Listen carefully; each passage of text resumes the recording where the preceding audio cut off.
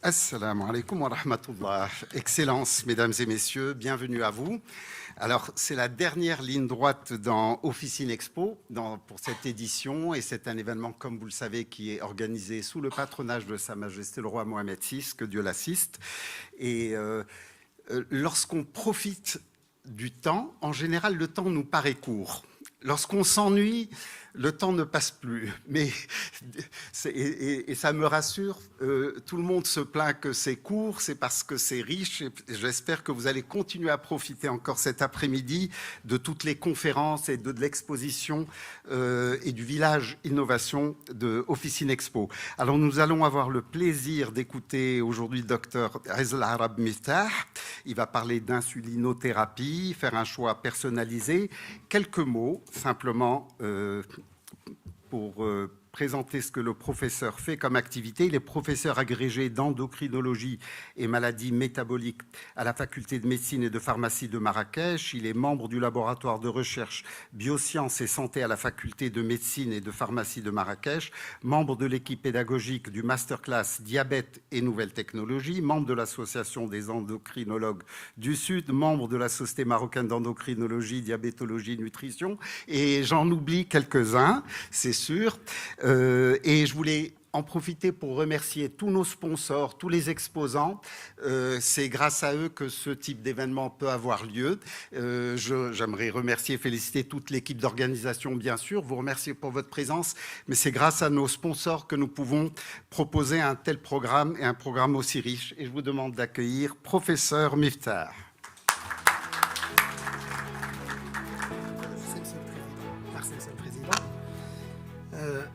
À mon tour de remercier la présence d'abord, de remercier les organisateurs de cet événement grandiose. C'est ma première fois d'assister à l'Officine Expo. C'est exceptionnel, c'est extraordinaire, le cadre il est magnifique. Je tiens à remercier les laboratoires Cooper qui m'invitent de manière régulière pour animer des tables rondes dans le cadre de la formation continue, que ce soit des médecins généralistes. On a fait une présentation pour les aides pharmaciens en 2019 à Lyon, et c'était par collaboration avec les laboratoires Cooper. Actuellement, donc, ils m'ont proposé de vous présenter un sujet qui est très intéressant pour les pharmaciens, très intéressant pour les médecins aussi, sur la place de l'insulinothérapie sur la prise en charge du diabète de type 2, et particulièrement comment faire un choix personnalisé pour nos patients diabétiques. Donc, pour commencer, donc, je vais vous présenter donc, mon agenda. Donc, d'abord, on va commencer par quelques généralités sur le diabète, les complications du diabète, les différents types de diabète. Par la suite, on va expliquer pourquoi on s'intéresse à l'insulinothérapie chez les patients diabétiques, alors qu'on a la possibilité de prescrire d'autres médications anti-hyperglycémiques non insuliniques. Par la suite, donc, on va exposer un peu l'historique de la découverte de l'insuline, les différents types d'insuline qui existent sur le marché marocain. Après, on va détailler l'insulinothérapie chez le diabétique de type 1, l'insulinothérapie chez le diabétique de type 2, pourquoi, comment et quand. Avant d'aborder le rôle du pharmacien dans l'éducation thérapeutique des patients en général et surtout les patients sous insuline. Et puis, avant de conclure notre présentation, on va dire quelques mots, vu qu'on s'approche du mois de Ramadan, sur le lien qui existe entre le diabète, l'insulinothérapie et le jeûne du mois de Ramadan, avant de conclure.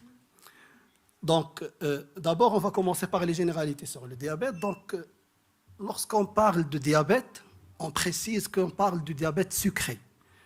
Il y a une nomenclature qui fait l'amalgame avec le diabète, surtout pour les étudiants en médecine, lorsqu'on parle de diabète insipide. Ça n'a rien à voir. Diabète sucré, c'est un groupe de maladies métaboliques qui est défini par une hyperglycémie chronique. On peut avoir une hyperglycémie aiguë dans différentes situations, notamment l'hyperthyroïdie, la prise de corticoïdes ou bien d'autres situations. Mais lorsqu'on parle de diabète sucré, on parle d'hyperglycémie chronique qui résulte soit d'un problème de sécrétion d'insuline par le pancréas, soit d'un défaut d'action de l'insuline. On parle dans ce cas d'insulinorésistance. Tous les diabètes ont la même définition, c'est-à-dire une hyperglycémie élevée de manière chronique. Et cette définition, elle doit se baser sur la prise de glycémie veineuse et non pas des glycémies capillaires. Donc j'insiste sur ces points, comme avant de commencer.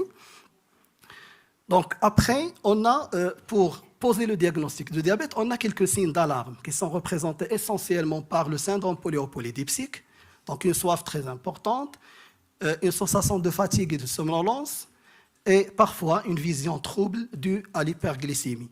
D'autres signes doivent nous faire penser au diabète et donc de réaliser d'abord une glycémie capillaire et de confirmer par la suite le diagnostic de diabète sucré par une mesure de glycémie veineuse.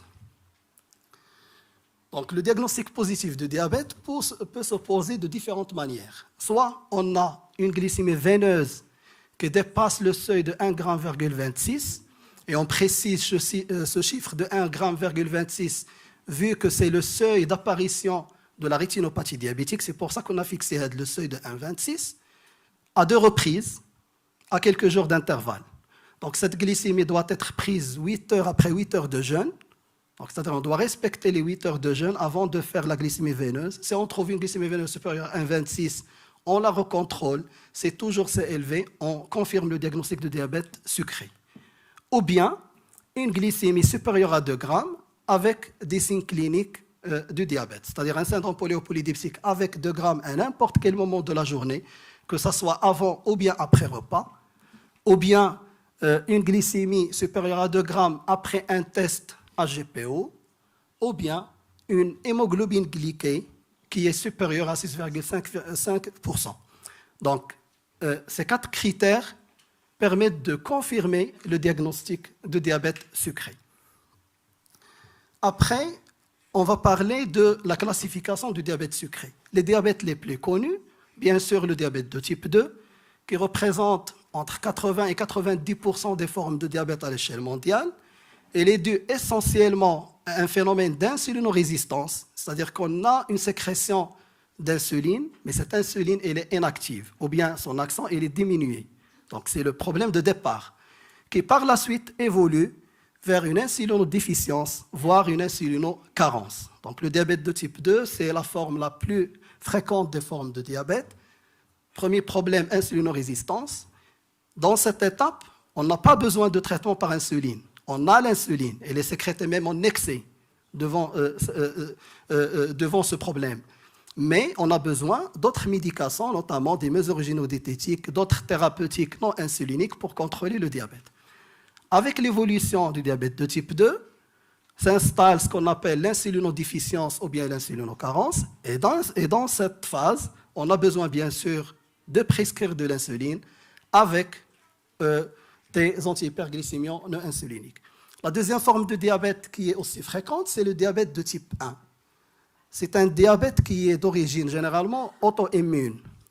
Et c'est un diabète qui est dû à une destruction des cellules bêta-pancréatiques et donc un défaut de sécrétion d'insuline qui atteint 100% rapidement. Donc, après quelques mois d'installation de diabète de type 1, on n'a plus l'insuline au niveau du corps. Et donc, l'insulinothérapie représente le traitement unique chez le diabétique de type 1. Donc, l'insulinothérapie chez le diabétique de type 1, elle est obligatoire. Chez le diabétique de type 2, elle n'est pas obligatoire, surtout au moment du diagnostic. Et puis, la troisième forme la plus fréquente, c'est le diabète gestationnel qu'on découvre au moment de la grossesse et qui disparaît après l'accouchement. C'est la définition du diabète gestationnel. C'est un diabète lié à la grossesse. C'est un diabète qu'on diagnostique au cours de la grossesse, mais juste après l'accouchement, il n'y a plus d'hyperglycémie, il n'y a plus de diabète. Donc les 3 formes, ce sont les formes les plus fréquentes, les plus connues à l'échelle mondiale, mais bien sûr, on a énormément de formes de diabète, que ce soit des diabètes monogéniques, des diabètes secondaires, des diabètes liés à des pathologies pancréatiques, que ce soit des pathologies chroniques ou bien tumorales du pancréas. Donc, on va s'intéresser uniquement au diabète de type 2 et au diabète de type 1 au cours de cette présentation. Donc, pour différencier entre un diabète de type 1 et un diabète de type 2, donc le diabète de type 1, généralement, il concerne les sujets jeunes, les enfants, les adolescents, les adultes jeunes. Parfois, on peut le diagnostiquer chez un adulte âgé, mais dont le processus d'auto-immunité a été ralenti. Généralement, le patient, il est maigre. Il a un syndrome polyuropolydipsique d'installation rapide, quelques jours, une semaine, 2 semaines. Et puis l'amaigrissement, il est manifeste, il est très rapide. Donc lorsqu'on réalise une glycémie, on trouve que la glycémie dépasse généralement 2,5 avec souvent une cétose diabétique. Dans cette forme, comme j'ai dit tout à l'heure, le traitement par insuline, il est indispensable. Il permet la survie du patient. Un patient diabétique de type 1 sans insuline meurt. Alors que dans la forme du diabète de type 2, généralement, nous sommes devant un patient qui présente un syndrome métabolique, hypertension artérielle, dyslipidémie, obésité. Généralement, la personne est sédentaire. On a une forte hérédité diabétique dans la famille et ça touche essentiellement les adultes d'un certain âge, 40 ans, 50 ans, mais de plus en plus, on peut diagnostiquer le diabète de type 2 chez les enfants atteints d'obésité ou bien de surpoids. Et dans ce cas, comme j'ai dit tout à l'heure, le problème essentiel, c'est une résistance périphérique à l'action de l'insuline. Et le traitement est basé essentiellement, surtout au départ, sur les mesures gynédiététiques, les thérapies non insuliniques et parfois la prescription de l'insuline. Donc, la prévalence du diabète ou bien le pourcentage du diabète, c'est une pathologie qui représente une véritable pandémie à l'échelle mondiale. Et en 2024, les dernières données de la Fédération internationale du diabète parlent d'à peu près 600 millions de diabétiques à l'échelle mondiale. Et ce chiffre évolue de manière très rapide.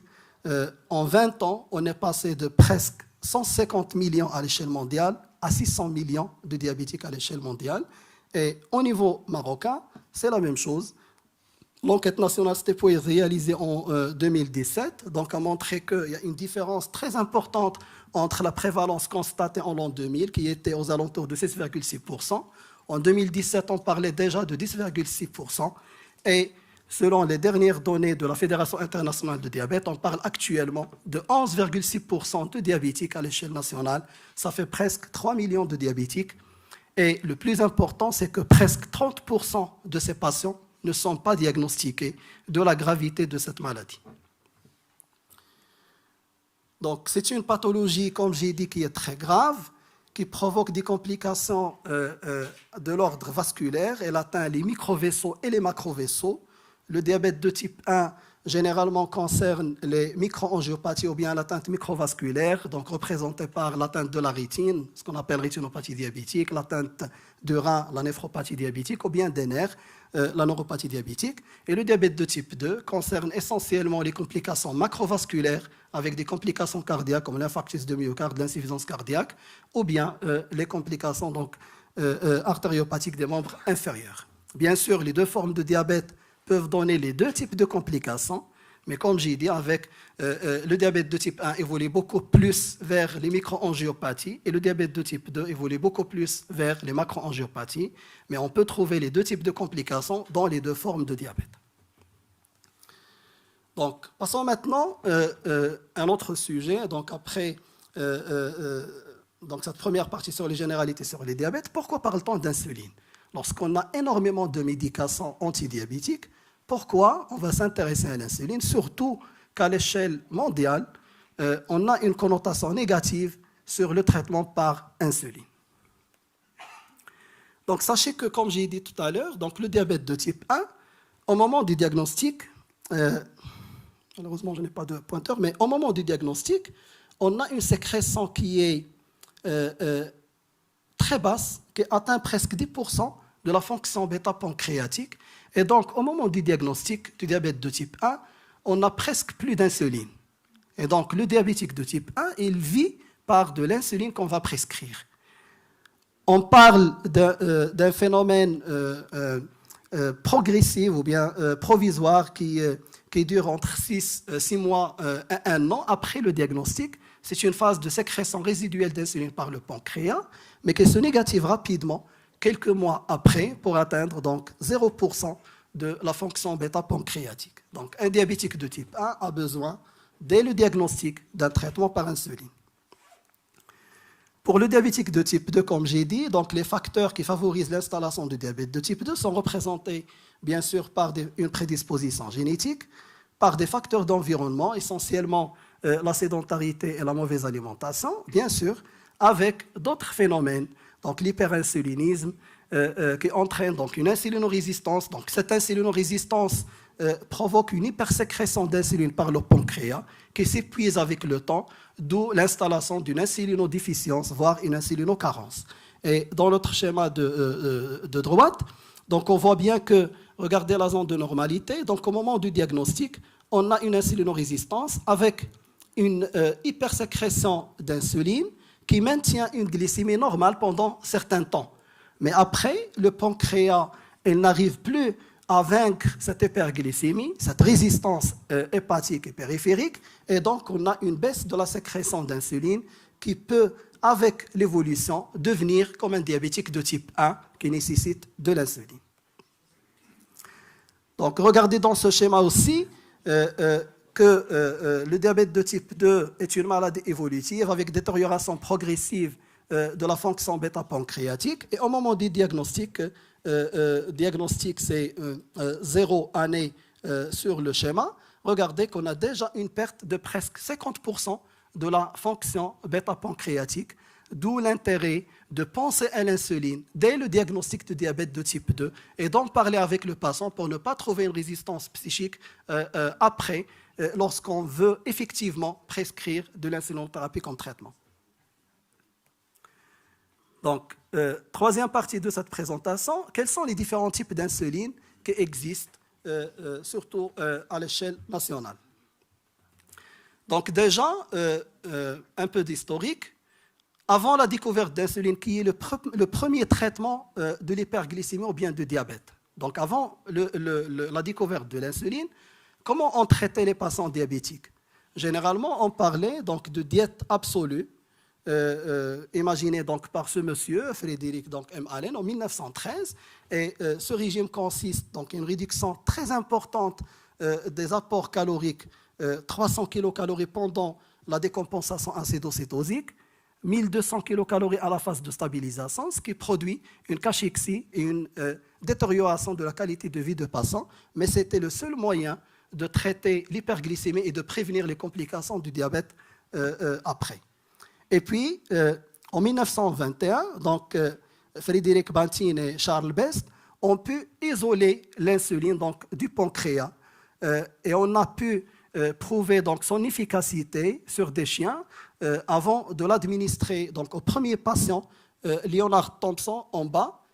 Vous voyez en bas donc, la photo au milieu, donc, le patient Leonard Thompson avant le traitement par insuline, il était cachectique, maigre, dû à l'hyperglycémie et au diabète. 2 mois après l'administration d'insuline et à l'âge adulte, avant son décès.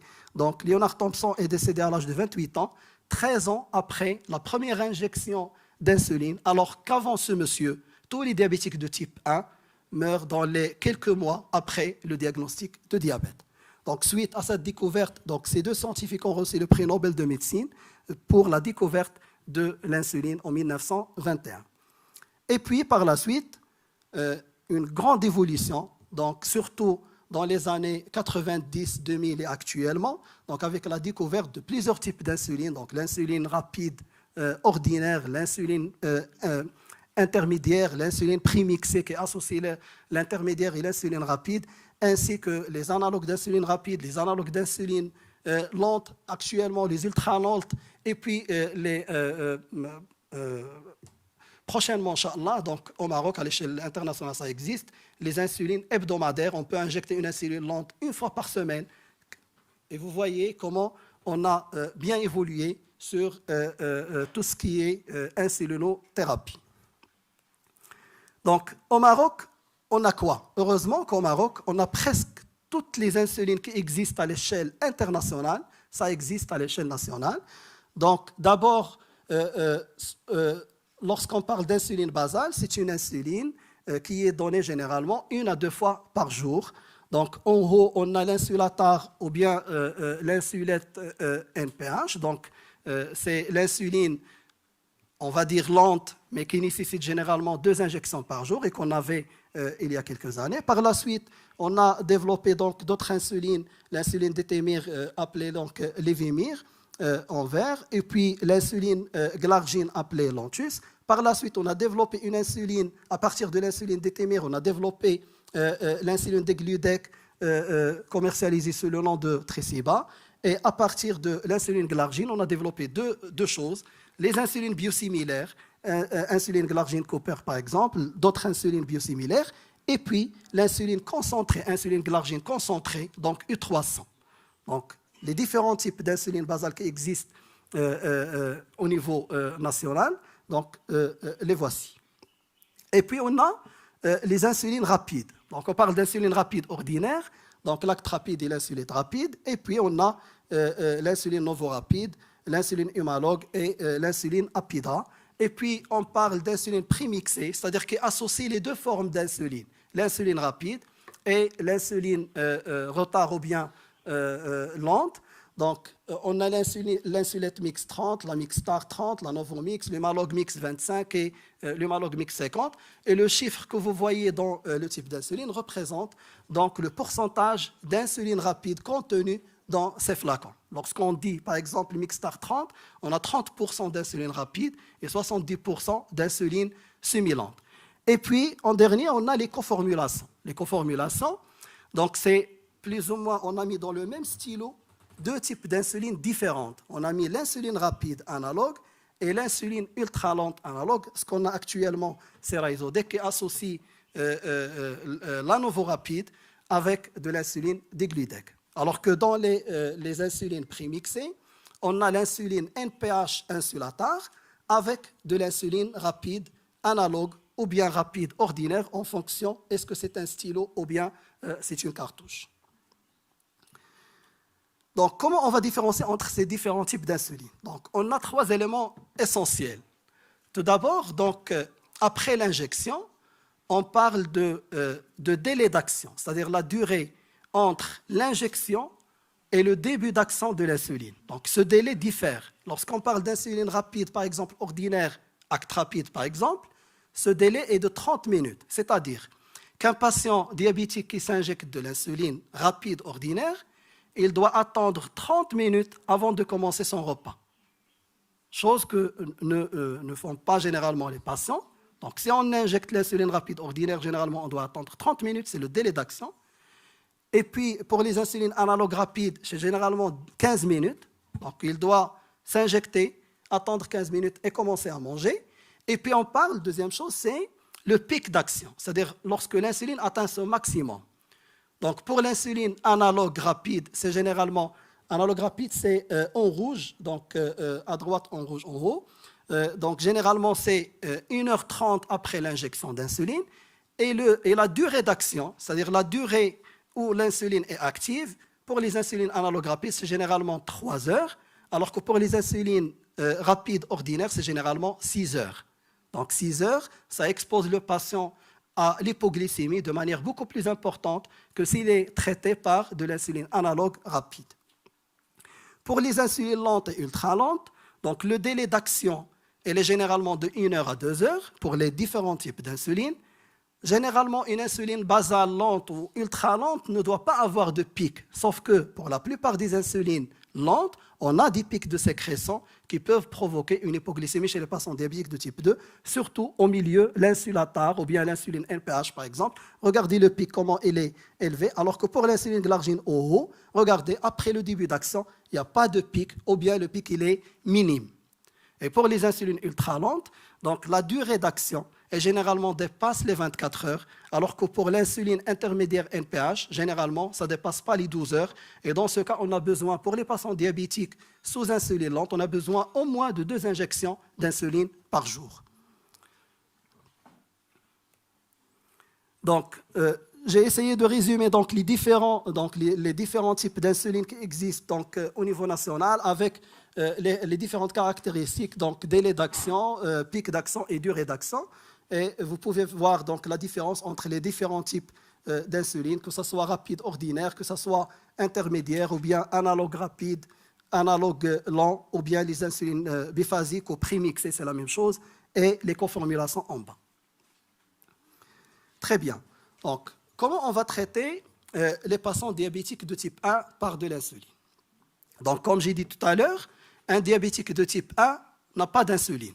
Donc, on a besoin de deux types d'insuline. Une insuline basale lente et une insuline rapide. Donc, pourquoi? Parce que, regardez donc le schéma, c'est la sécrétion physiologique d'insuline chez un sujet normal. En bleu, on a ce qu'on appelle l'insuline basale. Pourquoi on va avoir une sécrétion d'insuline basale lente tout au long de la journée, même si on ne mange pas, par exemple au moment du jeûne? Parce que, généralement, après avoir pris un repas, qu'est-ce qui se passe? Il y a une quantité de glucides qu'on utilise pour de l'activité, pour l'exercice, pour le fonctionnement de l'organisme, et puis une autre quantité qui est stockée au niveau du foie, sous forme de glycogène, au niveau musculaire et au niveau lipidique. Et après la phase d'absorption, c'est-à-dire après le délai 4 heures, 6 heures après le repas généralement, pour maintenir une glycémie aux objectifs normaux, c'est-à-dire entre 0,7 et 1 gramme, le corps, qu'est-ce qu'il fait? Il commence à sécréter le glucose qui était stocké au niveau hépatique et musculaire ou bien au niveau de la graisse. Donc, on a une transformation du glycogène stocké vers le glucose pour assurer donc, le maintien des fonctions de l'organisme. Donc, c'est comme ça que, par exemple, Inch'Allah, au moment du jeûne du mois de Ramadan, parfois on jeûne 12 heures, 14 heures, 16 heures des fois, et on n'a pas la sensation d'hypoglycémie, on n'a pas faim, alors qu'on a mangé il y a 14 heures ou il y a 12 heures. C'est parce qu'il y a une remobilisation des sources stockées au niveau hépatique et musculaire et de la graisse pour garder une glycémie stable qui ne dépasse pas 1 gramme et qui ne descend pas au-dessous de 0,7 grammes par litre. Chez les patients diabétiques de type 2, même cette sécrétion d'insuline basale qui va assurer donc cet équilibre n'existe pas. C'est pour ça qu'un patient diabétique de type 1, même s'il ne mange pas, il a besoin d'une insuline basale. Donc cette insuline basale permet de garder l'origine endogène du glucose stable, ne dépassant pas 1 gramme, 1,10 grammes par litre. J'espère que j'ai bien expliqué donc ce... Oui?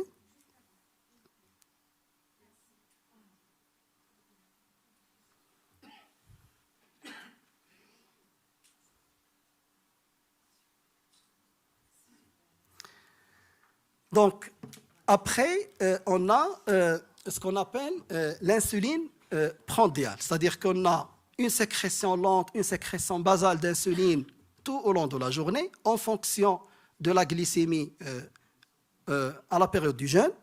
Et puis, on a une sécrétion d'insuline qui est liée à la prise de repas, prandiale. Insuline prandiale, c'est les pics en rouge. Donc, cette sécrétion, elle varie en fonction du repas, en fonction de la quantité de glucides contenus dans ce repas, en fonction de l'index glycémique de ce repas, en fonction de l'activité physique, en fonction donc de beaucoup d'éléments. On a différents pics, soit un pic accentué, si le patient mange beaucoup de sucre par exemple, ou bien un pic modéré, si le patient ne mange pas de sucre ou de glucides dans ses repas. Donc c'est la sécrétion physiologique de l'insulinothérapie chez toute personne indemne de diabète. Lorsqu'on veut traiter un patient diabétique de type 1 par de l'insuline, donc on va essayer au maximum de simuler cette sécrétion physiologique d'insuline. Et on ne peut pas faire ça avec toutes les formes d'insuline qu'on a vues tout à l'heure, on peut le faire avec quelques formes. Très bien. Donc on va traiter un patient diabétique de type 1, on a ce qu'on appelle le schéma conventionnel utilisé pendant longtemps. Donc, généralement, on se basait pour l'insuline basale ou bien l'insuline lente sur ce qu'on appelle l'insuline intermédiaire NPH.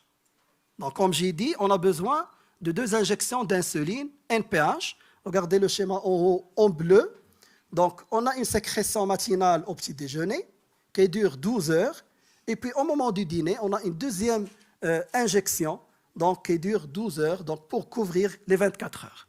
Donc, on a besoin de 2 injections pour assurer l'insulinothérapie basale. Et puis, en fonction des repas, soit on a besoin d'injecter 2 insulines rapides s'il prend par exemple le repas du petit déjeuner et du dîner, ou bien en bas, 3 injections de rapides, petit déjeuner, déjeuner et dîner.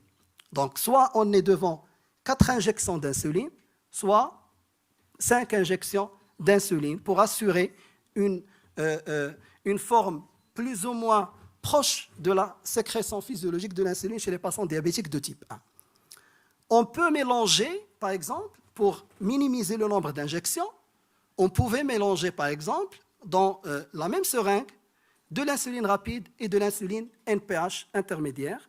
On prend l'insuline rapide, la quantité, par exemple, qu'on veut administrer, et on ajoute de l'insuline rapide. Et dans ce cas, on va donner une injection le matin qui contient l'insuline rapide et l'insuline NPH, une injection le soir qui contient l'insuline rapide et l'insuline NPH.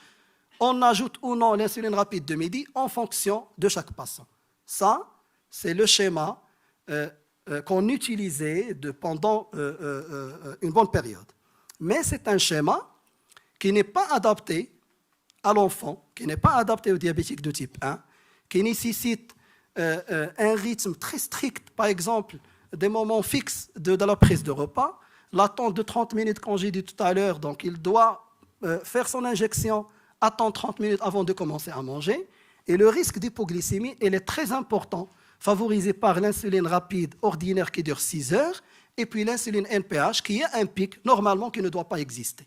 Donc pour contrer donc, ce type de schéma, on propose donc, le schéma basal-bolus qui est basé sur, sur les insulines analogues, que ce soit rapide ou bien lente ou ultra lente. Dans ce cas, effectivement, on a 4 injections d'insuline, mais une seule injection d'insuline lente ou ultra lente, en bleu, qui dure 24 heures, voire plus, une seule, avec carrément pas de pic, donc moins d'hypoglycémie liée à l'insuline basale, et puis des insulines rapides analogues qui ont un délai d'action court, 15 minutes voire moins, et une durée d'action qui ne dépasse pas 3 heures, donc ils couvrent uniquement le repas. Donc on n'a pas d'insuline en dehors de la prise prandiale, et donc on gagne en matière d'hypoglycémie, on évite les hypoglycémies donc, chez ce type de patient, avec bien sûr 4 injections d'insuline, et il permet plus de flexibilité chez les patients diabétiques de type 1. Il peut retarder par exemple un repas, il peut carrément sauter un repas sans soucier du risque d'hyperglycémie par la suite, parce qu'il est couvert par de l'insuline basale qui dure 24 heures. Et lorsqu'il veut manger, il s'injecte de l'insuline rapide analogue qui ne dure que 3 heures pour couvrir les glucides apportés par le repas.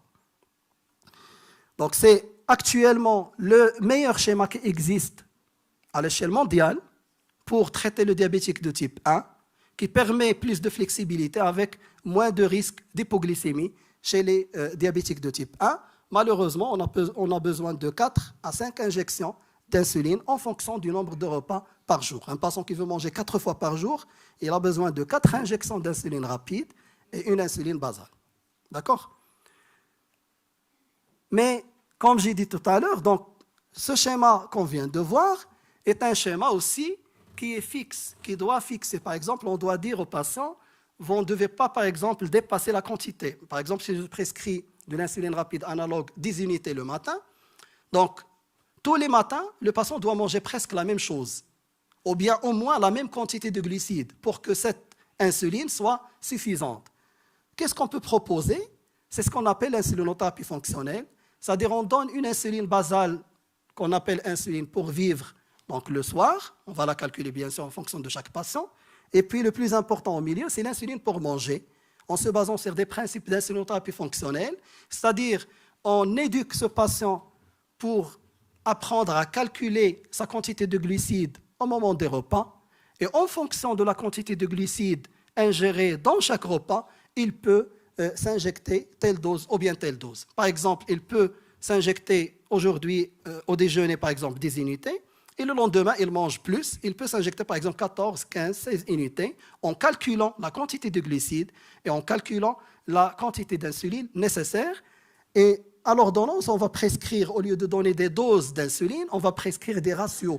C'est-à-dire, au petit déjeuner par exemple, on va parler de 2 unités pour chaque 10 grammes de glucides, une unité pour chaque 10 grammes au moment du déjeuner par exemple, et une unité par 10 grammes de glucides au moment du dîner. C'est-à-dire on donne à l'enfant la possibilité de manger ce qu'il veut, lorsqu'il veut, en adaptant sa quantité d'insuline à s'injecter. Et puis, la troisième partie de l'insulinothérapie fonctionnelle, c'est ce qu'on appelle l'insuline pour soigner ou pour corriger, c'est-à-dire je vais manger, j'ai calculé mes quantités de glucides, par exemple, du déjeuner, mais la glycémie de départ, elle est élevée. Par exemple, j'ai 3 grammes avant de commencer à manger. Donc, la quantité que j'ai calculée, c'est pour le repas. Mais pour corriger les 3 grammes, j'ai besoin d'ajouter de l'insuline rapide. Et on parle dans ce cas d'indice de sensibilité, c'est-à-dire combien une unité d'insuline peut faire baisser ma glycémie, par exemple, au moment de ce repas. Ça nécessite une formation, bien sûr, pour les enfants et pour les familles. Mais après la formation, pour la plupart des patients, généralement, ils sont capables de s'autogérer dans la plupart des cas. Donc, l'insulinothérapie fonctionnelle, je vous donne par exemple des exemples d'ordonnance. Pour un patient qui est sous insulinothérapie conventionnelle, on va dire par exemple, il est sous insuline Glargine Cooper, par exemple, le soir, 18 unités à 22 heures, comme insuline basale, lente ou pour vivre. Et puis, des insulines analogues rapides, par exemple, Novorapid FlexPen, et on va préciser les doses pour chaque repas. Mais c'est des doses fixes, peu importe le repas que va prendre le patient. L'autre type de présenter donc l'ordonnance, c'est toujours une insuline basale le soir, la même dose, mais au lieu de donner des doses fixes d'insuline au moment des repas, on va parler plutôt de ratio. 2 unités par 10 grammes de glucides au petit déjeuner, 1,5. Et ces taux varient d'un patient à l'autre, d'un jour à l'autre, d'un repas à l'autre. Donc, on va bien sûr adapter en fonction de chaque patient. En bas de l'ordonnance, on doit préciser l'indice de sensibilité pour cet enfant et puis le facteur de resucrage. S'il mange par exemple 10 grammes, sa glycémie va monter de combien, par exemple. Donc ce sont des éléments qu'il faut prendre en compte. Malheureusement, en tant qu'endocrino, on ne prescrit pas d'ordonnance comme celle-ci. Pourquoi ? Parce que généralement, ça donne une grande variation des doses d'insuline et la mutuelle, généralement, ne suit pas. Donc, qu'est-ce qu'on fait en pratique ? On éduque nos patients, mais dans l'ordonnance, généralement, on essaye de prescrire des doses plus élevées que le besoin, donc on a besoin, pour justement lui laisser la possibilité d'être remboursé par la mutuelle. Mais si on veut être précis, normalement, on doit prescrire une ordonnance comme celle à droite. Après, donc, on a parlé de schéma conventionnel, on a parlé de schéma basal-bolus, on a parlé d'insulinothérapie fonctionnelle, et puis après, on parle de pompe insuline pour les diabétiques de type 1. Donc, on a les 2 formes de pompes, soit des pompes patch, soit des pompes filaires, soit en boucle ouverte, soit en boucle fermée. Ça améliore encore plus donc, la qualité de vie des patients. On a ici des pompes en boucle ouverte, pompes filaires avec une tubulure et pompes patch donc collées au bras, que ce soit en boucle ouverte ou bien en boucle fermée, c'est-à-dire une pompe qui injecte de l'insuline associée à un capteur qui mesure la glycémie. C'est ce qu'on appelle la boucle fermée hybride, c'est-à-dire l'intervention du patient ou bien du médecin devient de plus en plus moindre que d'habitude. C'est l'idéal. Ça existe au Maroc. On le fait à Marrakech, on le fait à l'équipe de Oujda, l'équipe de l'hôpital militaire de Marrakech le fait, à Rabat, à Casa. Mais malheureusement, ce n'est pas encore remboursé. Ça aide énormément le patient pour obtenir l'équilibre glycémique, pour améliorer sa qualité de vie. Et ça nécessite bien sûr de l'argent, c'est cher, mais ce n'est pas encore remboursé. C'est très variable. C'est très variable en fonction du type de pompe, en fonction est-ce qu'on parle de boucle fermée ou boucle ouverte. Mais généralement, pour les pompes, c'est généralement entre 20 000 et 50 000 dirhams pour la pompe. Et pour le consommable, c'est le plus important, le consommable mensuel, ça varie entre 2 000, 2 500 et 4 000 dirhams en fonction de ce qu'on va choisir. Et ce n'est pas remboursé, bien sûr. Ce n'est pas remboursé. Mais c'est l'idéal. À l'instant, à l'échelle mondiale, c'est le traitement, plus ou moins, on va dire, le plus proche de la physiologie, de la sécrétion physiologique d'insuline chez les diabétiques de type 1. Les boucles fermées, ça nous donne ça. En bas, regardez en rose, c'est les microbolus que va injecter à de la pompe en fonction des repas. Parce qu'un patient, un enfant par exemple, il peut manger 6 fois par jour, 7 fois par jour. On ne peut pas suivre par les insulines analogues. Par contre, si on utilise la pompe à insuline, elle peut suivre avec des sécrétions de microbolus d'insuline rapide, par exemple 0,025, 0,05, donc pour essayer de corriger à chaque fois la glycémie et de la laisser dans la zone normale en vert, dans la courbe, donc dans la zone de normalité. Elle peut même, pour les boucles fermées par exemple, si elle détecte une tendance vers l'hypoglycémie, elle peut même arrêter la perfusion de l'insuline pour prévenir l'hypoglycémie chez les patients diabétiques de type 1. Passons maintenant aux patients diabétiques de type 2. Donc, le diabétique de type 2, c'est tout à fait différent du diabète de type 1. Donc, diabète de type 1, insuline obligatoire. Ce qui diffère, c'est le type d'insuline qu'on va utiliser, le schéma utilisé et avec quels moyens on va donner cette insulinothérapie.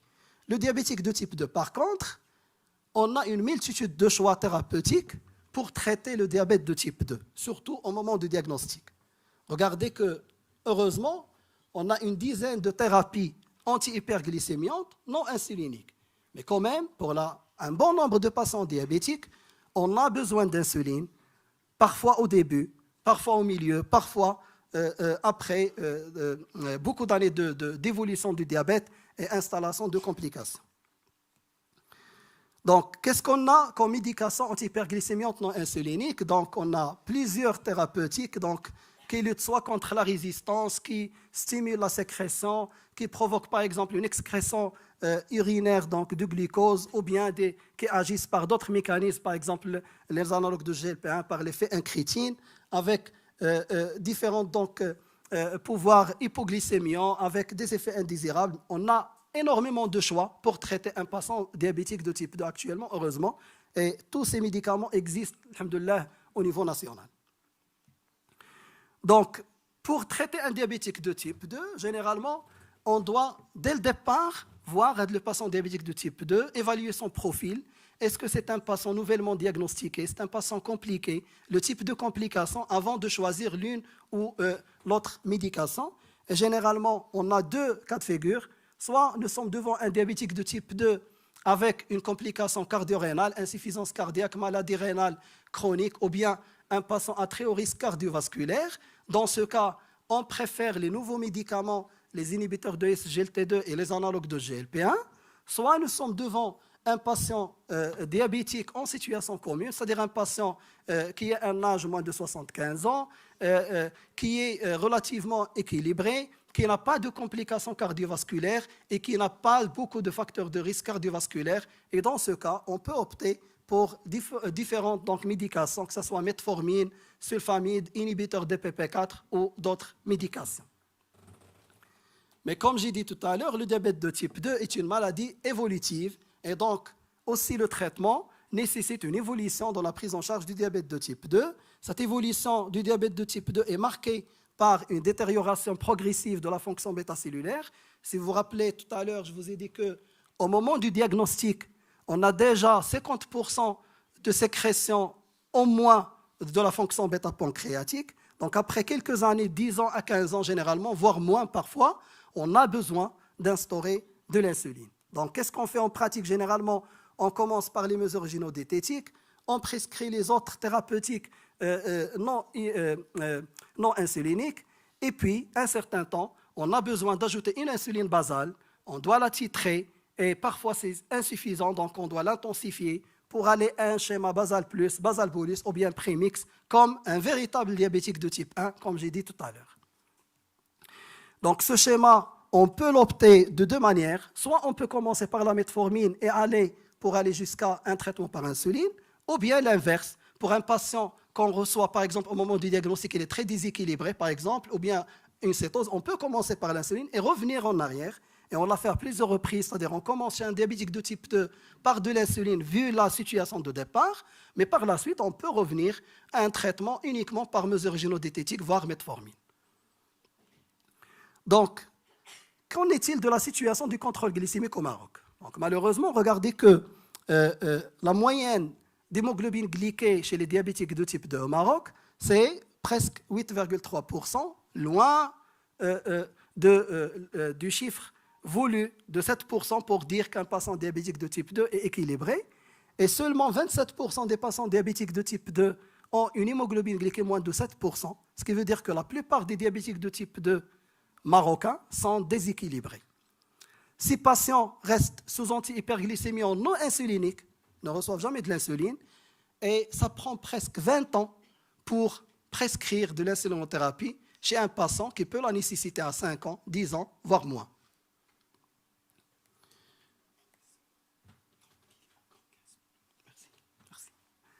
Donc, quand on va commencer l'insulinothérapie chez les diabétiques de type 2, donc, soit, comme j'ai dit, on a besoin de prescrire une insulinothérapie de manière transitoire devant des situations aiguës, déséquilibres importants, grossesse, ingeste ou bien chirurgicale ou bien une complication, soit nous parlons d'insulinothérapie définitive, c'est ce qui nous intéresse.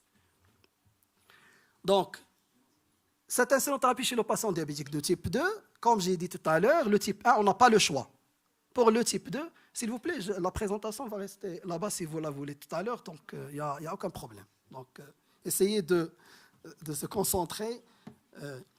Donc, pour le diabétique de type 1, comme j'ai dit tout à l'heure, on n'a pas le choix, c'est le seul traitement qui existe. Pour le diabétique de type 2, pour donner de l'insuline à un diabétique de type 2, généralement, on trouve une certaine résistance, parfois subjective, parfois objective.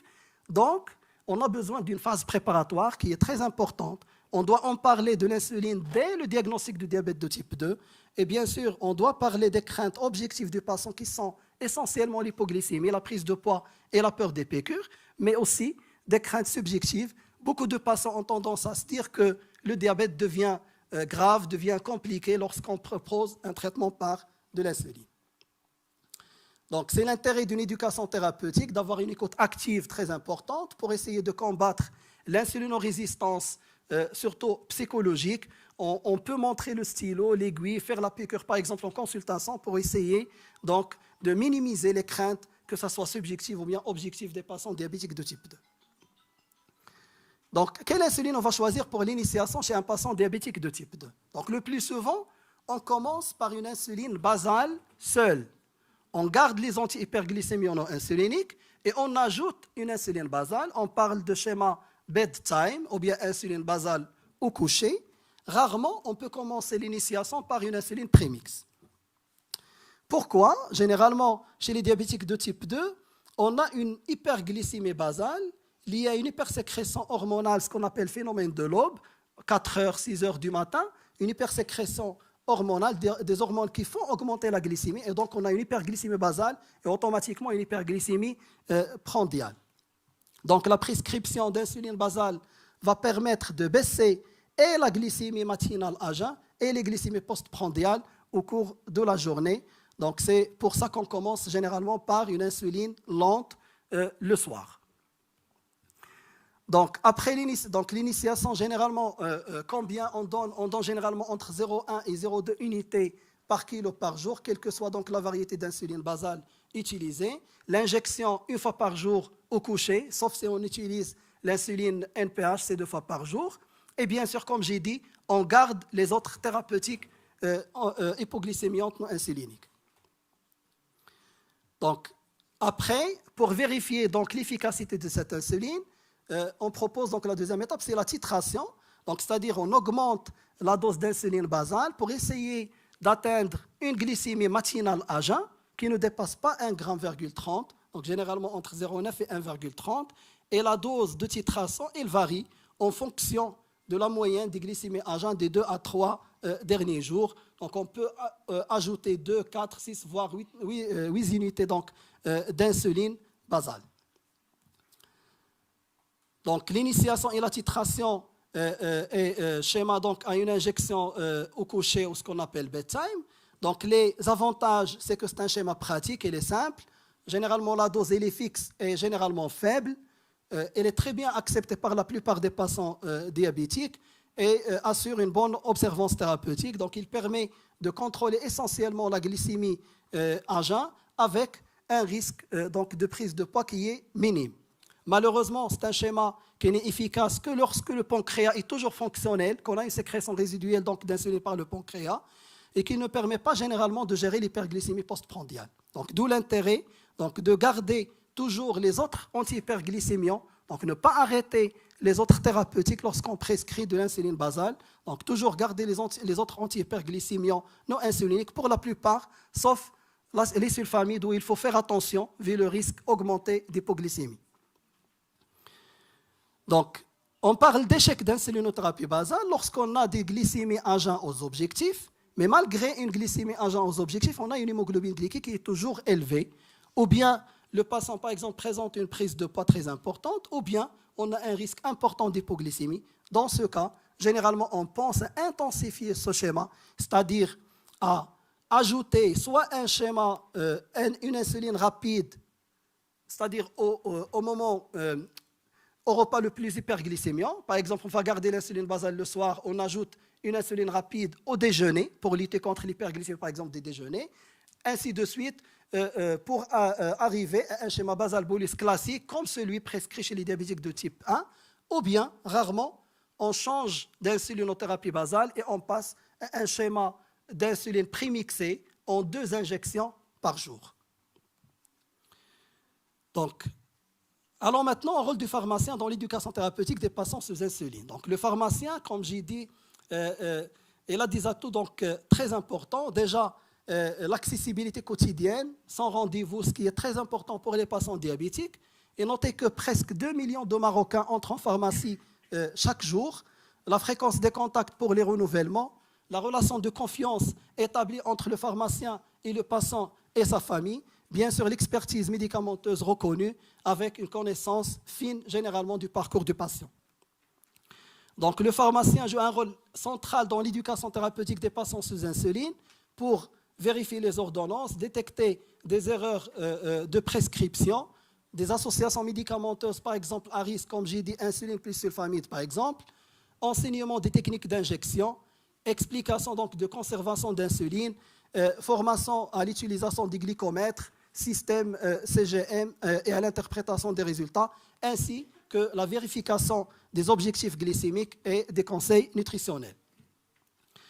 Donc, si on parle par exemple d'étapes d'auto-injection, donc le pharmacien peut aider le malade donc, à apprendre la manière donc, de s'auto-injecter en vérifiant donc, les stylos, la fixation de l'aiguille neuve, stérile, le changement de l'aiguille à chaque injection par exemple, le test de sécurité avant l'injection d'insuline pour vérifier que l'insuline passe ou non, la sélection des doses, l'injection, par exemple, on doit s'injecter et attendre, par exemple, 10 à 15 secondes avant d'enlever le stylo pour ne pas faire perdre donc, l'insuline. Et l'élimination, bien sûr, des aiguilles de manière protégée. Donc, la technique d'injection, généralement, on injecte l'insuline dans la graisse, c'est-à-dire au-dessous du derme et au-dessus donc, de la partie musculaire, généralement pour permettre une bonne absorption de l'insuline. Si on injecte au niveau musculaire, l'injection sera douloureuse, l'absorption sera rapide, donc le risque d'hypoglycémie est très important. On peut faire un pli cutané ou sans pli en fonction de la taille de l'aiguille utilisée au moment de l'injection. Donc, généralement, les aiguilles qu'on utilise, pour la plupart, c'est généralement 4 mm, c'est les plus utilisées, les plus recommandées. Si on utilise des aiguilles plus longues comme la 8 ou bien la 12 mm, ça donne généralement une sensation douloureuse, très douloureuse, avec un risque très important d'hypoglycémie, parce que l'injection va se faire au niveau musculaire. Donc, la graisse, regardez que la graisse, généralement, il diffère d'un patient à l'autre en fonction du sexe, en fonction de la zone d'injection.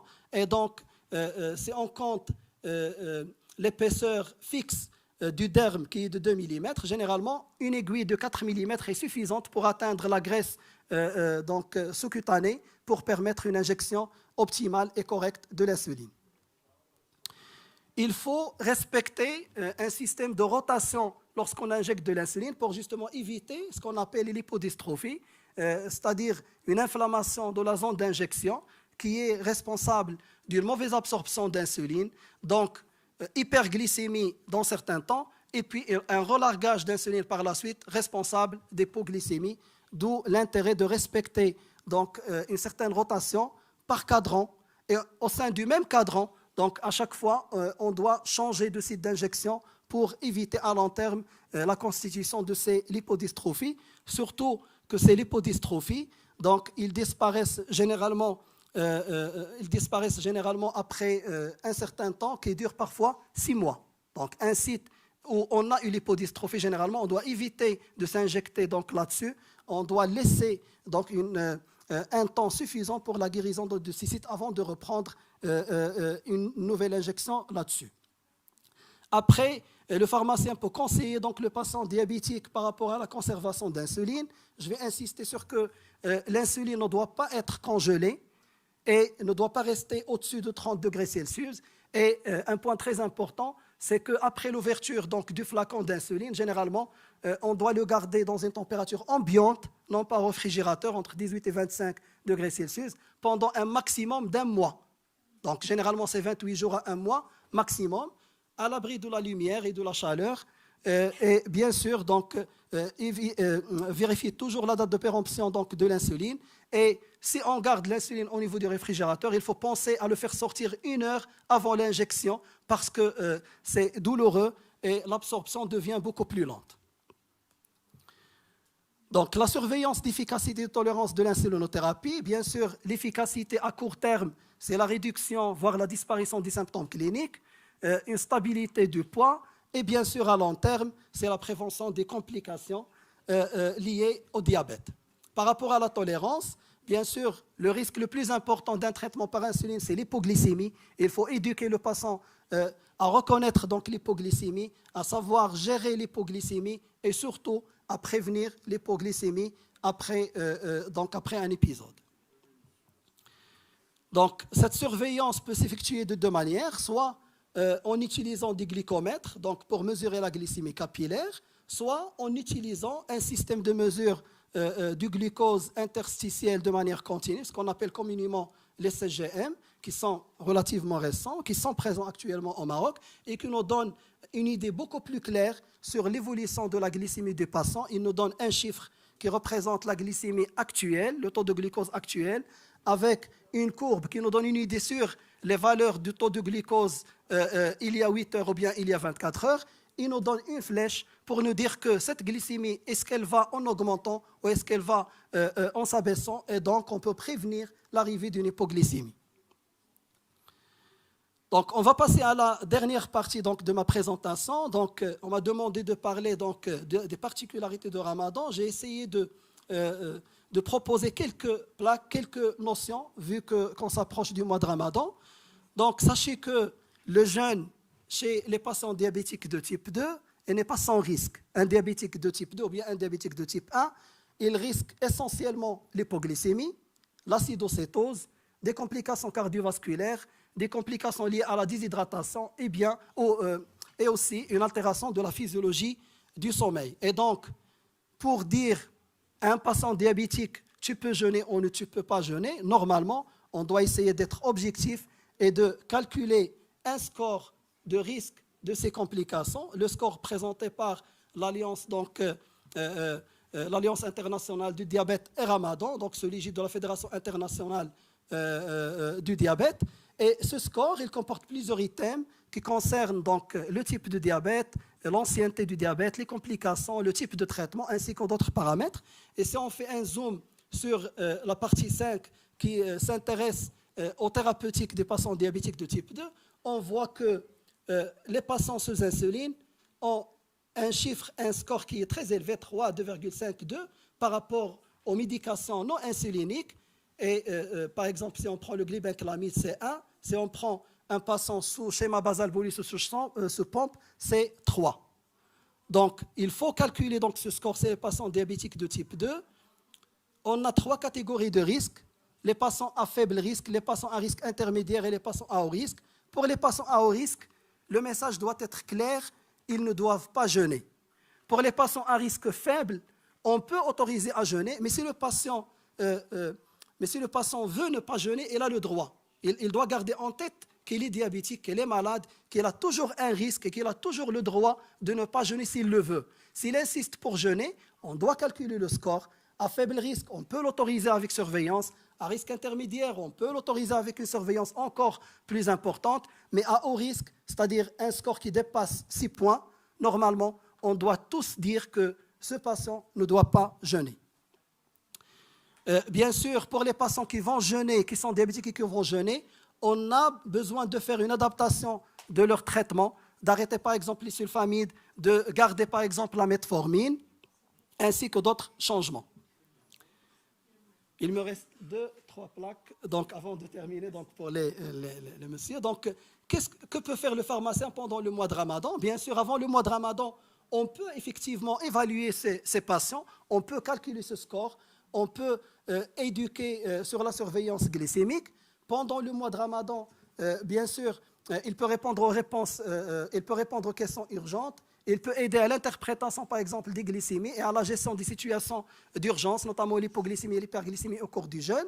Et après le mois de Ramadan, bien sûr, on peut évaluer, revoir donc l'expérience du jeûne avec le patient, d'ajuster donc le traitement si nécessaire et de préparer donc ce patient pour un jeûne ultérieur. Donc, en général, comme j'ai dit tout à l'heure, un diabétique a toujours le droit de ne pas jeûner. Un diabétique insulinotraité ne doit pas jeûner. Mais si le diabétique de type 2, donc, il s'obstine à jeûner, on doit insister sur un équilibre glycémique correct, sans antihyperglycémie, donc qui est sous uniquement antihyperglycémie non insulinique, sans complications, avec un autocontrôle glycémique adéquat. Mais au final, donc, cette question du jeûne, elle reste une question individuelle, spirituelle. Et pour les patients qui s'obstinent malgré le conseil du médecin ou bien du pharmacien, bien sûr, on doit l'accompagner, quel que soit son choix. Donc, pour conclure, donc, je vais dire que l'insulinothérapie est vitale pour le diabétique de type 1. Elle occupe une place essentielle dans le traitement du diabète de type 2. La préparation du patient, surtout diabétique de type 2, elle est indispensable avant de commencer un traitement par insuline. Et l'éducation thérapeutique et l'accompagnement donc, de ce patient assure une efficacité et une tolérance du traitement par insuline. Et ce patient doit bien connaître donc, les risques liés à un traitement par insuline, notamment l'hypoglycémie. Il doit savoir identifier, gérer et prévenir l'hypoglycémie. Et pour donc, le pharmacien, c'est un acteur qui est incontournable donc, dans l'éducation thérapeutique des patients sous insuline.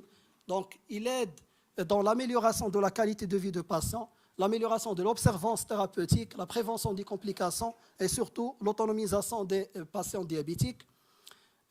Bien sûr, on a besoin d'une formation qui doit être approfondie, préalable, pour aider le pharmacien à éduquer les patients diabétiques de type 2. Et dans tous les cas, on a besoin d'une collaboration active entre différents professionnels de santé, notamment médecins, pharmaciens, ainsi que les autres professionnels de santé. Et je vous remercie. Ramadan Karim.